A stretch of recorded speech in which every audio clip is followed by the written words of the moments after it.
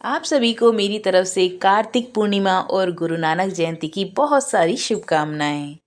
और हमारे हिंदू पंचांग के अनुसार जो साल का 8वां महीना होता है वो कार्तिक का महीना होता है। और कार्तिक महीने की शुक्ल पक्ष की जो पूर्णिमा वो कार्तिक पूर्णिमा कहलाती है। प्रत्येक वर्ष की 15 पूर्णिमाएं होती हैं और जब अधिक मास या मल मास आता है तब इसकी संख्या बढ़कर 16 हो जाती है। तो सृष्टि के आरंभ से ही ये तिथि बहुत ही खास मानी जाती रही है। और पुराणों में तो इस दिन स्नान, व्रत और तप की दृष्टि से मोक्ष प्रदान करने वाला बताया गया है।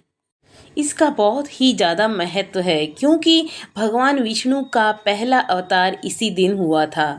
प्रथम अवतार में भगवान विष्णु मत्स्य यानी मछली के रूप में थे। भगवान को यह अवतार वेदों की रक्षा, प्रलय के अंत तक सप्तऋषियों, अनाजों और राजा सत्यव्रत की रक्षा के लिए लेना पड़ा था। इससे सृष्टि का निर्माण कार्य फिर से आसान हुआ। उसी प्रकार शिव भक्तों के अनुसार इसी दिन भगवान भोलेनाथ ने त्रिपुरासुर नामक महाभयानक असुर का संहार कर दिया, जिससे यह त्रिपुरारी के रूप से पूजित हुए। इससे देवगण बहुत प्रसन्न हुए और भगवान विष्णु ने शिव जी को त्रिपुरारी नाम दिया, जो शिव के अनेक नामों में से एक है। इसलिए इसे त्रिपुर पूर्णिमा भी कहा जाता है। इसी तरह सिख धर्म में भी कार्तिक पूर्णिमा के दिन को प्रकाशोत्सव के रूप में मनाया जाता है, क्योंकि इसी दिन सिख संप्रदाय के संस्थापक श्री गुरु नानक देव जी का जन्म हुआ था। इस दिन सिख संप्रदाय के अनुयायी सुबह स्नान करके गुरुद्वारों में जाकर गुरुवाणी सुनते हैं और नानक जी के बताए रास्ते पर चलने की सौगंध लेते हैं। और इसे गुरु पर्व भी कहा जाता है।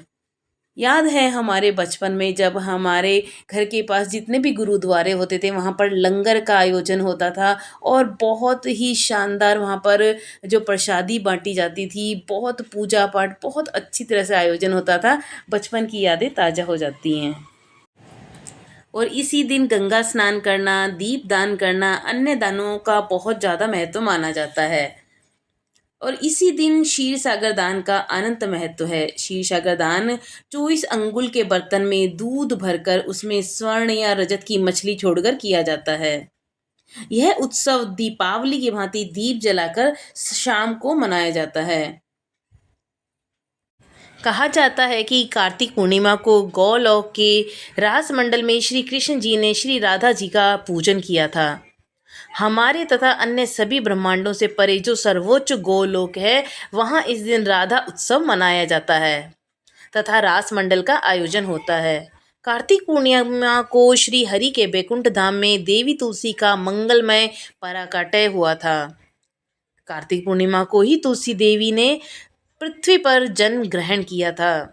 कार्तिक पूर्णिमा को राधिका जी की शुभ प्रतिमा का दर्शन और वंदन करके मनुष्य जन्म के बंधन से मुक्त हो जाता है। इस दिन बैकुंठ के स्वामी श्री हरि को तुलसी पत्र अर्पण जरूर करना चाहिए। और कार्तिक मास में विशेषकर श्री राधा और श्री कृष्ण का पूजन करना चाहिए। जो कार्तिक मास में तुलसी वृक्ष के नीचे श्री राधा और श्री कृष्ण की मूर्ति का पूजन करते हैं, उन्हें जीवन मुक्त समझना चाहिए। तुलसी जी का अभाव में हम आंवले के वृक्ष के नीचे बैठकर भी पूजा कर सकते हैं। कहा जाता है कि कार्तिक पूर्णिमा में स्नान और दान का बहुत ज़्यादा महत्व है।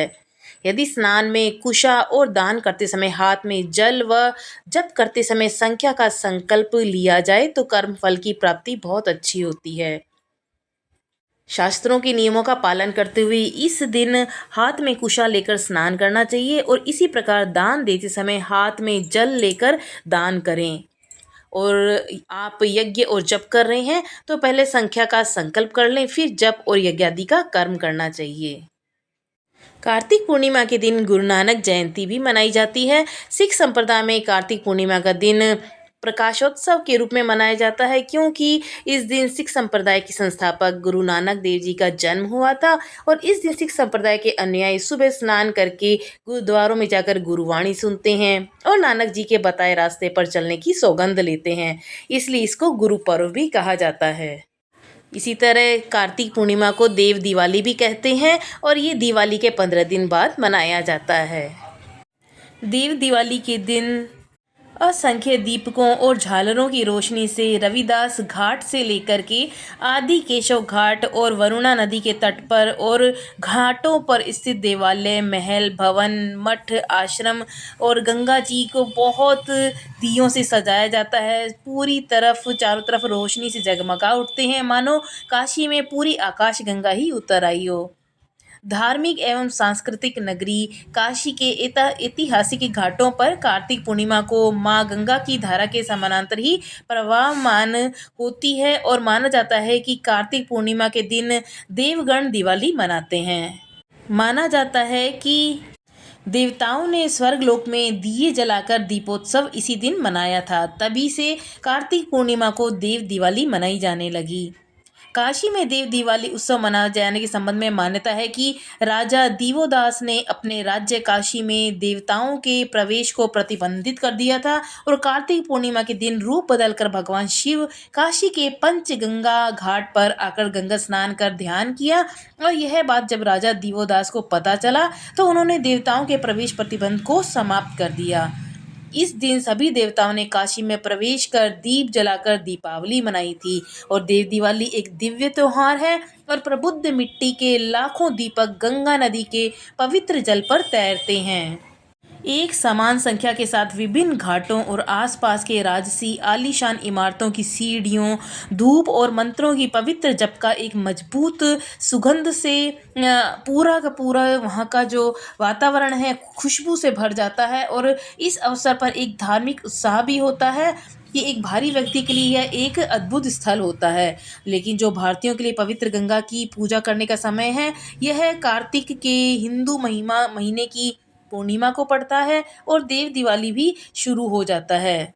इसमें भावना ऐसी होती है कि देवता भगवान की वापसी का जश्न मनाया जाता है। हालांकि हम मनुष्य हमारे भीतर के राक्षस को समाप्त करने से देव दिवाली मनाते हैं और काशी में दिवाली का वर्तमान स्वरूप पहले नहीं था। पहले लोग कार्तिक पूर्णिमा को धार्मिक महात्म्य के रूप में गंगा घाटों पर स्नान ध्यान को आते रहते और घरों से लाए दीपक गंगा तट पर रखते और कुछ गंगा की धारा में प्रवाहित करते थे। घाट तटों पर ऊंचे बांस बल्लियों में टोकरी टांग कर उसमें आकाश दीप जलाते थे जो देर रात्रि तक जलता रहता था। इसके माध्यम से वे धरती पर देवताओं के आगमन का स्वागत और अपने पूर्वजों को श्रद्धांजलि प्रदान करते थे। तो देव दिवाली की आप सभी को बहुत सारी शुभकामनाएं और भगवान की हमेशा कृपा आप सभी पे बनी रहे।